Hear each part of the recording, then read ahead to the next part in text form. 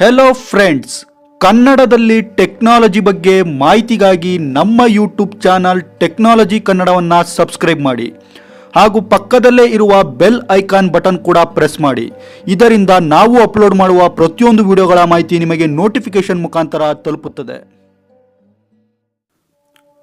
Hello friends, ನಾವೆಲ್ಲ smart phone ಖರೀದಿಸುವಾಗ ಯಾವ ಪ್ರೊಸೆಸರ್ನ ಆ ಸ್ಮಾರ್ಟ್ ಫೋನ್ನಲ್ಲಿ ಯೂಸ್ ಮಾಡಿದ್ದಾರೆ ಅಂತ ಪರಿಶೀಲನೆ ಮಾಡ್ತೀವಿ. ಹಾಗಾದರೆ ಪ್ರೊಸೆಸರ್ ಅಂದರೆ ಏನು, ಸ್ಮಾರ್ಟ್ ಫೋನ್ ಮತ್ತು ಕಂಪ್ಯೂಟರ್ನಲ್ಲಿ ಅದು ಯಾವ ರೀತಿ ಕೆಲಸ ಮಾಡುತ್ತೆ ಅನ್ನೋದರ ಬಗ್ಗೆ ತಿಳಿದುಕೊಳ್ಳೋಣ. ಪ್ರೊಸೆಸರ್ ಹೆಸರಿನಲ್ಲಿಯೇ ಇದೆ ಇದರ ಅರ್ಥ.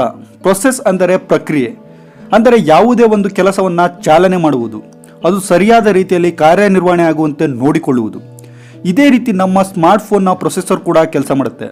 ಅಂದರೆ ನೀವು ಯಾವುದೇ ಒಂದು ಅಪ್ಲಿಕೇಶನ್ನ ಓಪನ್ ಮಾಡ್ತೀರಾ, ಕ್ಲೋಸ್ ಮಾಡ್ತೀರಾ, ಅದು ಓಪನ್ ಆಗಲಿಕ್ಕೆ ಎಷ್ಟು ಸಮಯ ತೆಗೆದುಕೊಳ್ತು, ಕ್ಲೋಸ್ ಆಗಲಿಕ್ಕೆ ಎಷ್ಟು ಸಮಯ ತೆಗೆದುಕೊಳ್ತು, ನೀವು ಯಾವುದಾದ್ರೂ ಫೋಟೋ ಕ್ಲಿಕ್ ಮಾಡಿದಾಗ, ವಿಡಿಯೋ ನೋಡಿದಾಗ, ಸ್ಮಾರ್ಟ್ ಫೋನ್ನಲ್ಲಿ ಗೇಮ್ ಆಡಿದಾಗ, ಮಲ್ಟಿ ಟಾಸ್ಕಿಂಗ್ ಕೆಲಸ ಮಾಡಿದಾಗ, ಈ ರೀತಿ ಸ್ಮಾರ್ಟ್ ಫೋನ್ನ ಎಲ್ಲ ಕಾರ್ಯನಿರ್ವಹಣೆ ಕೂಡ ಈ ಪ್ರೊಸೆಸರ್ನ ಮುಖಾಂತರನೇ ಆಗೋದು. ಇನ್ನೂ ಸಿಂಪಲ್ ಆಗಿ ಒಂದು ಉದಾಹರಣೆ ಮುಖಾಂತರ ಹೇಳುವುದಾದರೆ, ಒಂದು ಕಾರಿನಲ್ಲಿ ಬಹಳ ಇಂಪಾರ್ಟೆಂಟ್ ಪಾರ್ಟ್ ಅಂದರೆ ಅದು ಕಾರಿನ ಇಂಜಿನ್. ಕಾರಿನ ಇಂಜಿನನ್ನು ಒಂದು ಒಳ್ಳೆ ಮಟೀರಿಯಲ್ಸ್ಗಳು ಹಾಕಿ ಒಂದು ಉತ್ತಮವಾದ ಕಂಪನಿ ರೆಡಿ ಮಾಡಿದರೆ ಆ ಕಾರ್ ಕೂಡ ಸ್ಮೂತ್ ಆಗಿ ರನ್ ಆಗುತ್ತೆ. ಡ್ರೈವ್ ಮಾಡೋರಿಗೂ ಕೂಡ ಆ ಕಾರ್ನ ಡ್ರೈವಿಂಗ್ ಮಾಡೋದ್ರಲ್ಲಿ ಬಹಳ ಸಂತೋಷ ಸಿಗುತ್ತೆ. ಅದೇ ಒಂದು ವೇಳೆ ಕಾರ್ ಇಂಜಿನ್ ಸರಿ ಇಲ್ಲ ಅಂದರೆ ಕಾರು ಮಾರ್ಗ ಮಧ್ಯದಲ್ಲೇ ನಿಂತು ಹೋಗುವಂತಹ ಸಾಧ್ಯತೆ ಇರುತ್ತೆ. ಅಂದರೆ ಇಲ್ಲಿ ಒಂದು ಕಾರಿನಲ್ಲಿ ಅದರ ಇಂಜಿನ್ ಬಹಳ ಮುಖ್ಯವಾದ ಪಾತ್ರವನ್ನು ನಿರ್ವಹಿಸುತ್ತೆ. ಇದೇ ರೀತಿ ಇಲ್ಲಿ ಕಾರ್ ಅಂದರೆ ಸ್ಮಾರ್ಟ್ ಫೋನ್, ಇಂಜಿನ್ ಅಂದರೆ ಪ್ರೊಸೆಸರ್. ಅಂದರೆ ಪ್ರೊಸೆಸರ್ ಎಷ್ಟು ಹೈ ಟೆಕ್ನಾಲಜಿ ಯೂಸ್ ಮಾಡಿ ತಯಾರಿಸಿರ್ತಾರೋ ಅಷ್ಟೇ ಅದ್ಭುತವಾಗಿ ಸ್ಮಾರ್ಟ್ ಫೋನ್ ಕೂಡ ಕಾರ್ಯನಿರ್ವಹಿಸುತ್ತೆ. ಅಂದರೆ ಸ್ಮಾರ್ಟ್ ಫೋನ್ ಹ್ಯಾಂಗ್ ಆಗೋದಿಲ್ಲ, ಯಾವುದೇ ದೊಡ್ಡ ದೊಡ್ಡ ಗೇಮ್ಸ್ಗಳನ್ನು, ಅಪ್ಲಿಕೇಶನ್ಗಳನ್ನು ಸುಲಭವಾಗಿ ಡೌನ್ಲೋಡ್ ಮಾಡಿಕೊಳ್ಳಬಹುದು. ಮಲ್ಟಿಪಲ್ ಟಾಸ್ಕಿಂಗ್ ಮಾಡಬೇಕಾದ್ರೆ ಯಾವುದೇ ರೀತಿ ಸ್ಮಾರ್ಟ್ ಫೋನ್ ಹ್ಯಾಂಗ್ ಆಗೋದಿಲ್ಲ. ಇವೆಲ್ಲ ಕೂಡ ಪ್ರೊಸೆಸರ್ನ ಮೇಲೆ ಡಿಪೆಂಡ್ ಆಗಿರುತ್ತೆ. ಅಂದರೆ ಇಲ್ಲಿ ಪ್ರೊಸೆಸರ್ ಸ್ಮಾರ್ಟ್ ಫೋನ್ಗೆ ಒಂದು ಇಂಜಿನ್ ಇದ್ದ ಹಾಗೆ. ಸೊ ಇಲ್ಲಿ ನೀವು ಈಗ ಪ್ರೊಸೆಸರ್ನಲ್ಲಿ ಭಾಳಷ್ಟು ವಿಧಗಳನ್ನು ಕೇಳಿರ್ತೀರ. ಅವುಗಳೆಂದರೆ dual core processor, quad core processor, octa core processor, deca core processor. So ಹಾಗಾದರೆ ಇಲ್ಲಿ ಕೋರ್ ಅಂದರೆ ಏನು? ಕೋರ್ ಅಂದರೆ ಅದು ಕೂಡ ಪ್ರೊಸೆಸರ್ನ ಒಂದು ಯೂನಿಟ್, ಅಂದರೆ ಒಂದು ಭಾಗ, ಒಂದು ಪಾರ್ಟ್. ಇದು ಕೂಡ ಪ್ರೊಸೆಸರ್ನ ರೀತಿಯಲ್ಲೇ ಕೆಲಸ ಮಾಡುತ್ತೆ. ಅಂದರೆ ನಿಮ್ಮ ಸ್ಮಾರ್ಟ್ ಫೋನ್ನಲ್ಲಿ ಡ್ಯುಯಲ್ ಕೋರ್ ಪ್ರೊಸೆಸರ್ನ ಯೂಸ್ ಮಾಡಿದರೆ ಅದರಲ್ಲಿ ಪ್ರೊಸೆಸರ್ನ 2 ಭಾಗಗಳಾಗಿ ಅಥವಾ 2 ಯೂನಿಟ್ಗಳಾಗಿ ವಿಂಗಡಿಸಲಾಗಿರುತ್ತೆ. ಅದೇ ರೀತಿ ಕ್ವಾಡ್ ಕೋರ್ ಪ್ರೊಸೆಸರ್ನ ಯೂಸ್ ಮಾಡಿದರೆ ಅದನ್ನು 4 ಭಾಗಗಳಾಗಿ ವಿಂಗಡಿಸಲಾಗಿರುತ್ತೆ. ಅದೇ ರೀತಿ ಒಕ್ಟಾ ಕೋರ್ ಪ್ರೊಸೆಸರ್ನ ಯೂಸ್ ಮಾಡಿದರೆ ಪ್ರೊಸೆಸರನ್ನು 8 ಭಾಗಗಳಾಗಿ ವಿಂಗಡಿಸಲಾಗಿರುತ್ತೆ. ಹಾಗಾದರೆ ಈ ಕೋರ್ನ ಕೆಲಸವೇನು ಅಂತ ಕೇಳಿದರೆ ಇದಕ್ಕೆ ಒಂದು ಸಿಂಪಲ್ ಉದಾಹರಣೆ ಕೊಡ್ತೀನಿ ಕೇಳಿ. ನಿಮಗೆ ಯಾವುದೇ ಒಂದು ಕೆಲಸವನ್ನು ಪೂರ್ತಿಗೊಳಿಸುವುದಕ್ಕೆ 8 ಗಂಟೆ ಸಮಯ ಹಿಡಿಯುತ್ತೆ. ಅದೇ ಒಂದು ಕೆಲಸವನ್ನು ನಿಮ್ಮ ಒಬ್ಬ ಸ್ನೇಹಿತನೊಂದಿಗೆ ಒಟ್ಟಾಗಿ ಕಾರ್ಯನಿರ್ವಹಿಸಿದಾಗ ಅದರ ಸಮಯ 4 ಗಂಟೆಗೆ ಕಡಿಮೆ ಆಗುತ್ತೆ. ಅದೇ ರೀತಿ ಆ ಕೆಲಸವನ್ನು 8 ಜನರೊಂದಿಗೆ ನಿರ್ವಹಿಸಿದಾಗ 1 ಗಂಟೆಯಲ್ಲಿ ಆ ಕೆಲಸ ಪೂರ್ತಿಗೊಳ್ಳುತ್ತೆ.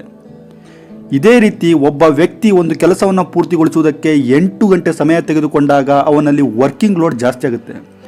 ಅದೇ ಅವನ ಸ್ನೇಹಿತನೊಂದಿಗೆ ಕಾರ್ಯನಿರ್ವಹಿಸಿದಾಗ ವರ್ಕ್ ಲೋಡ್ ಕಡಿಮೆ ಆಗ್ತಾ ಹೋಗುತ್ತೆ, ಅಂದರೆ ವರ್ಕ್ ಡಿವೈಡ್ ಆಗ್ತಾ ಬರುತ್ತೆ.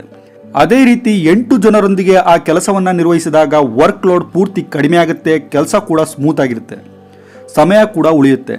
ಇದೇ ರೀತಿ ಸ್ಮಾರ್ಟ್ ಫೋನ್ನಲ್ಲಿ ಎಷ್ಟು ಕೋರ್ ಜಾಸ್ತಿ ಇರುತ್ತೋ ಅದು ಅಷ್ಟು ಎಫಿಷಿಯೆಂಟ್ ಆಗಿ ಕೆಲಸ ಮಾಡುತ್ತೆ.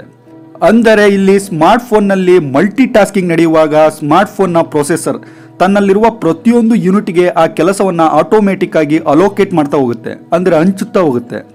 ಅಂದರೆ ಪ್ರತಿಯೊಂದು ಯೂನಿಟ್ಗೂ ಪ್ರತ್ಯೇಕವಾದ ಕೆಲಸವನ್ನು ಹಂಚಲಾಗುತ್ತದೆ. ಹೀಗೆ ಸ್ಮಾರ್ಟ್ ಫೋನ್ ಕೂಡ ಸ್ಮೂತ್ ಆಗಿ ವರ್ಕ್ ಆಗುತ್ತೆ.